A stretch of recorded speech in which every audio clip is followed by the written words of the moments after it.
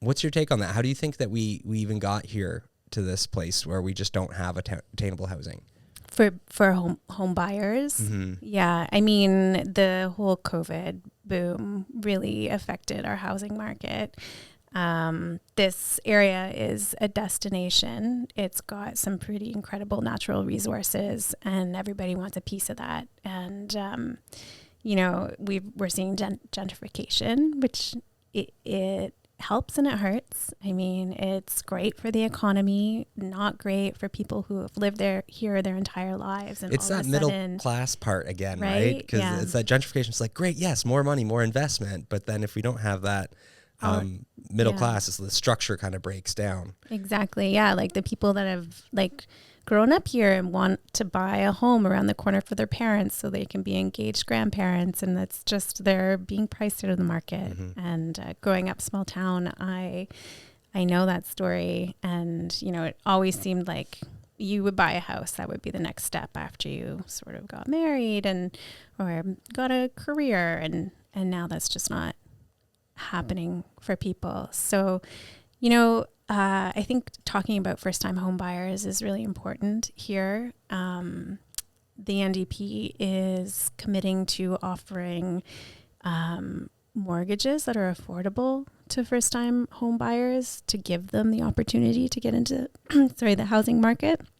So that's a piece of policy that is really exciting. What are they doing there? So they want to offer mortgages that are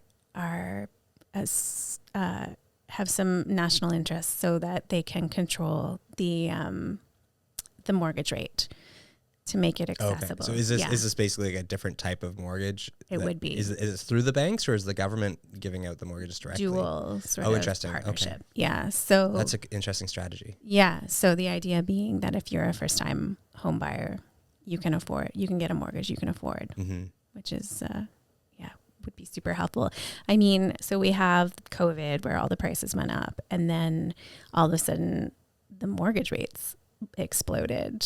Some people went from paying $2,000 a month to $6,000 a month. That's a crazy jump in your monthly expenses, especially if your income is fairly fixed. So we're seeing that fallout even like for us at One Look. Like we're primarily in real estate, and we're seeing a lot of these house sales where the prices are still high because they bought in on that high market with those 2.4% interest rates, which were great for the time. But when you buy high with a low interest rate, really the interest rate's got nowhere to go but up. And that happened fast too, right? Like it was like overnight all of a sudden. Yeah. I know like some design projects I was working on, they bought high and then they renovated and invested a ton of money in the house, and it'll be 20 years before they can recoup that investment. Mm-hmm. So really tough time.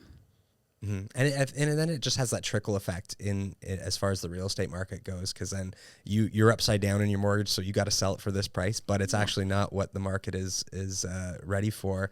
So then that becomes a comparable that's everything else is still kind of artificially elevated still. Exactly. And for most people, this is their biggest asset. Mm-hmm. So it has pretty grave impact. And I was also thinking about it this morning from the other end. It's in terms of affordable housing, those retirees that their entire sort of retirement plan was to build equity, sell their house for probably 4 or 5 times more than what they paid for it, and live off that money. But all of a sudden they can't buy back into the market because affordable housing isn't there for them. Even their rent is going to be more than the mortgage that they were paying on the house, but they need that money out of the house to survive on. So it's a tricky balancing act and definitely a major concern.